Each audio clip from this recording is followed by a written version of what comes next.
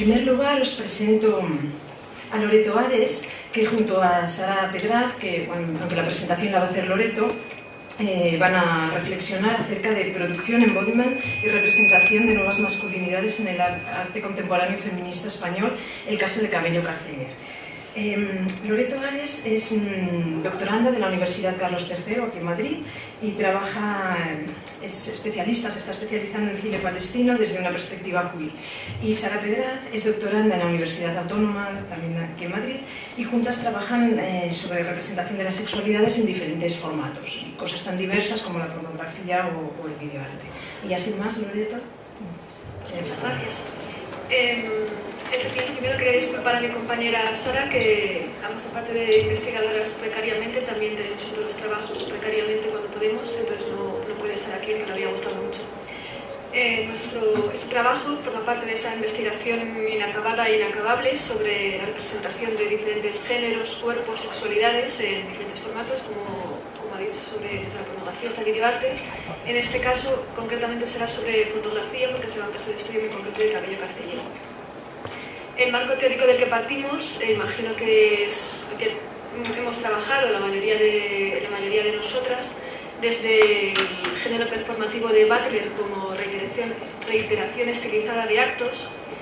hasta Judith Halberstam y su aplicación a la masculinidad femenina, como fue traducido en castellano. Me gustaría un comentario sobre, siguiendo esta línea de marco teórico, Judith Butler hace 10 años, en Cuerpos que Importan, cómo tradujo el concepto de interpretación de Althusser al terreno del sexo y de la identidad sexual, y cómo el sujeto sexual que la ley nombra no preexiste a la ley, sino que es instituido por ella. Eso será importante en nuestras conclusiones. Y en el ensayo Female Masculinity de Judith Halberstam, parte de que la masculinidad no debe y no puede ser reducida al cuerpo del hombre y a sus efectos, y así estudia la masculinidad de las mujeres no como una imitación de la masculinidad en los hombres, sino que sería un elemento clave para el estudio de la masculinidad en sí. De hecho, en su prólogo a la edición en castellano hace referencia al contexto del Estado español y cita precisamente a Cabello Carceller como investigación artística, en este caso, sobre las masculinidades en el contexto queer. Beatriz Preciado también explora la producción del género en su ensayo Texto Yonki, donde a partir de la genealogía de la sexualidad de Foucault establece un nuevo régimen, el fármaco pornográfico, donde el género se construye a través de su transformación en espectáculo, en imagen en movimiento, en dígito y en cibercódigo. Y en Pornotopía estudia la masculinidad normativa que se construye en los años 40, que también será clave en las obras que vamos a analizar. Lucas Platero trabajará el tema de la masculinidad femenina, en masculinidad de las mujeres, todas las maneras de nombrarlo suenan horribles, en el contexto del Estado español. En su comunicación a las jornadas estatales feministas de Granada, en 2009, sacó a la palestra el debate sobre las masculinidades encarnadas por biomujeres y la masculinidad incorporada por biomujeres que ocupa diferentes espacios identitarios, que es percibida como impostura y como espacio de fealdad indeseable, como atractiva en ciertas comunidades, como signo de perversión, y también como pone en tela de juicio dos importantes normas, tanto la heterosexual como la diferencia sexual. La hipótesis de base de este trabajo, entonces, es que los elementos que hacen inteligibles a los hombres en el marco de la heteronormatividad pueden extraerse a través del análisis de las reglas y prácticas que los moldean. Así podemos entender la masculinidad como un dispositivo que puede incorporarse en cualquier persona que conozca sus normas performativas, aunque los efectos no serán los mismos dependiendo de quién la encarne. Nuestras preguntas de investigación, directamente relacionadas con los objetivos, ha sido en qué modelos se basan las artistas Cabello Carceller para reformular lo masculino en otros cuerpos, qué códigos utilizan en sus construcciones de la masculinidad y cómo leen e interpretan el mito del que parten, y si han conseguido subvertir los códigos de la masculinidad normativa, y si lo han hecho, qué estrategias han seguido, y si no lo han conseguido, cuáles son los motivos.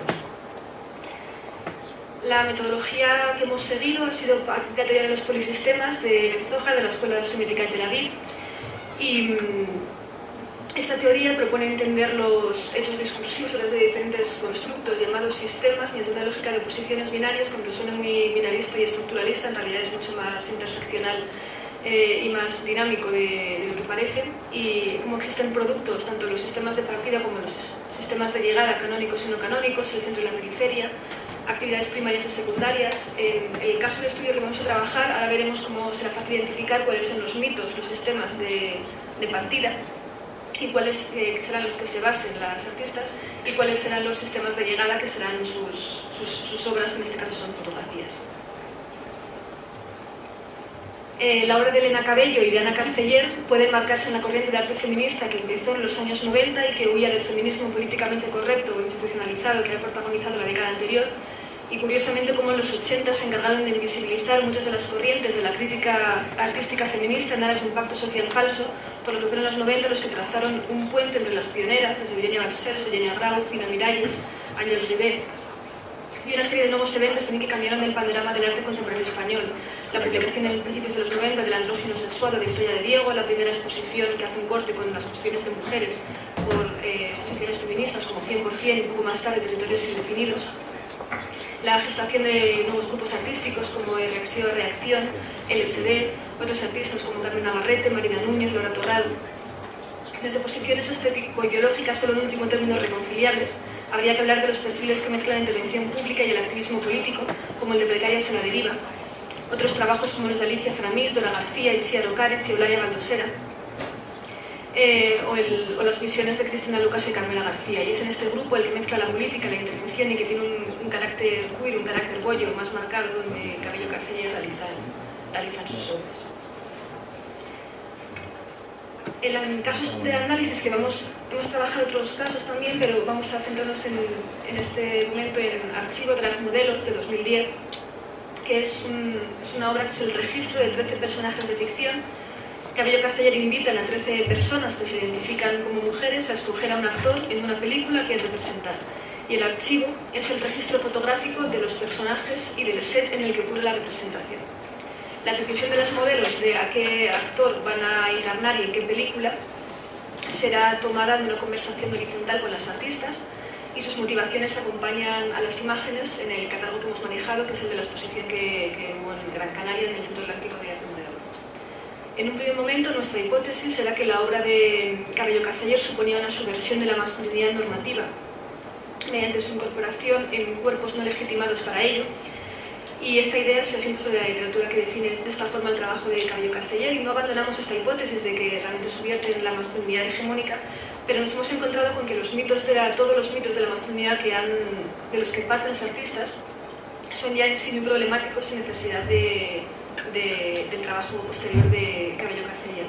El caso de James Dean en Rebelde sin causa es paradigmático del reflejo de una masculinidad en crisis y de la imposibilidad de gestionarla tal y como el marco hegemónico pretende que lo hagas. Brad Pitt, por su parte, en Thelma y Louise, queda eclipsado por las múltiples miradas lesbianas y feministas que han leído este filme. Nos interesa especialmente el trabajo de Glenn Mann en el 95 sobre cómo Thelma adopta el papel masculino de J.D., de Brad Pitt, a lo largo de la película.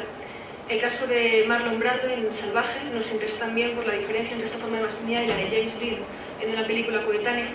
Salvaje no deja de ser una exploración del camino que recorre el personaje para construir su identidad y su masculinidad en su interacción con amistades, con pareja, con figuras de autoridad. De hecho, en las motivaciones de las personas que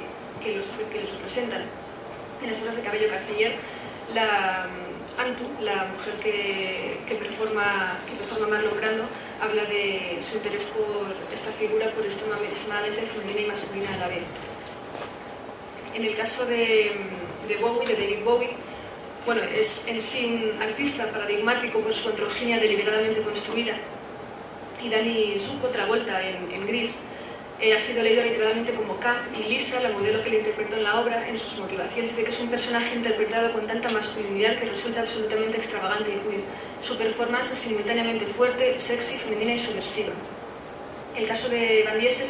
parece más difícil de encontrarlo como subversivo, sin embargo su hipermasculinidad musculada no puede ser otra cosa que una construcción deliberada. Y es interesante cómo la modelo que le representa fija su atención más en los rasgos de las variables de raza que en las variables de género. Variables que indudablemente no podemos sumar como rasgos aislados, sino que se trata de articulaciones más complejas. Al fin y al cabo, Van Diesel es una persona más que se encuentra atrapada entre fronteras, como dice Cole, la modelo que le performa en la obra de Cabello Carceller. No es lo suficientemente negro para algunos papeles, ni lo suficientemente blanco para otros, ni lo suficientemente latino. De esta manera, si volvemos a la obra de Cabello Carceller,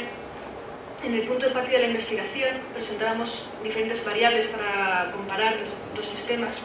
variables de tipo físico, de tipo verbal, performativo, interactivo, y no ha podido trasladarse como esperábamos en el caso del estudio, no solo por las diferencias entre soportes y lenguajes, sino también porque eran otros sistemas contextuales de recepción los que nos parecieron más interesantes. Las artistas, conscientes de estas limitaciones, han optado por basar las representaciones en lo gestual, obviando otros elementos como los performativos que han explorado en otras de sus obras, como instrucciones de uso, o casting James Dean, o ejercicios de poder. La propia disposición de las imágenes en el contexto expositivo también favorece una lectura unidireccional con pretensión de realidad. Junto a los retratos del personaje figuran en un tamaño comparativamente muy pequeño imágenes de los condicionantes contextuales en que la performance ha tenido lugar, paisajes, escenarios, elementos cotidianos. Si volvemos la mirada a la metodología polisistémica que hemos expuesto al principio, encontramos cómo se confunden, cómo se mezclan, se articulan los elementos que parecían presentados como dicotómicos. Creemos que no solo los mitos de llegada, la obra de Cabello Carceller, sino que también los de partida, trabajan en el centro, tienen elementos no canónicos. La obra de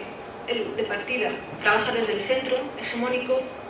aunque el de Cabello Carceller trabaja desde una periferia, tanto industrial como geográfica. Todas las modelos provistas de las actrices son de países de Europa del Este, salvo una de Portugal, una periferia calculada. Y podemos concluir que tanto los de partida como los de llegada pueden construir un sistema primario, innovador y subversivo. Lo que hace Cabello Carceller, uno de nuestros debates de mi compañera Sara y míos, si la representación de estas masculinidades, recreando las escenas con cuerpos no legitimados para ello, desproblematizan la masculinidad que performan, naturalizan entonces estas otras masculinidades, o si por el contrario, el hecho de que esta masculinidad sea tan fácilmente representable por un cuerpo de cismujer desestabiliza la masculinidad como realidad naturalizada. Es indudable de todas formas que no tiene los mismos efectos sociales, políticos y culturales que el cuerpo de Brad Pitt performe a Lady a que lo haga el cuerpo de Agatha. ¿Qué cuerpos están legitimados para incorporar la masculinidad o para ocupar los espacios de la masculinidad? No deja de ser un marco social opresor ante el que es importante no dejar de presentar resistencias. Al fin y al cabo no es lo mismo volver a casa por la noche con tu masculinidad incorporada a tu cuerpo de mujer que siendo un chico trans, que siendo un chico femenino, que siendo un chico masculino. En conclusión, volviendo la mirada a las preguntas de investigación que planteamos en un primer momento, ya hemos hablado sobre los modelos y los mitos, en los que Cabello Carceller se basa para formular la masculinidad. Los códigos que utilizan para ello son principalmente, están reducidos a mecanismos puramente gestuales y de vestuario. Su lectura de esos mitos de los que parten sigue la línea de revisión queer de estos actores, de estos personajes, recogidos por muchos performers drags, del entramado teórico queer. Consideramos que sí, que han hecho un trabajo de subversión de la masculinidad normativa, tan solo desde la búsqueda del cuerpo, un trabajo sobre el cuerpo legitimado para ocupar qué espacios, y nos ha recordado a una parte de la obra de Stollón que debe haber apreciado, en la que recopila una serie de códigos, los llama códigos semioticotécnicos de la feminidad y códigos semioticotécnicos de la masculinidad en la ecología política farmacopornográfica, y enumera recopila una serie de elementos que definirían esa masculinidad y que definirían esa feminidad. En el ejemplo de la masculinidad hay muchos elementos propios de la cultura cinematográfica. Cito Río Grande, el fútbol, Rocky, que se te levante como a Rocco Siffredi, la vergüenza de que no se te levante como a Rocco Siffredi, Scarface, saber levantar la voz, Platoon, saber matar, Bruce Willis, Bruce Lee, saber beber, saber ganar dinero, etc. Lo que nos gusta de esta cita es que cuando termina, dice, antes pensaba que solo los que éramos como yo estábamos bien jodidos, porque no somos ni seremos nunca ni mujercitas ni héroes de Río Grande. Ahora sé que en realidad todos estamos bien jodidos, no seremos nunca ni mujercitas ni héroes de Río Grande. No solo Antu no va a llegar a ser nunca el Johnny de Salvaje en la obra de Carceller, sino que Marlon Brando tampoco lo era. Y más aún, como les repite varias veces Cathy a Johnny en la película, él no deja de ser también un fake. Y eso es más.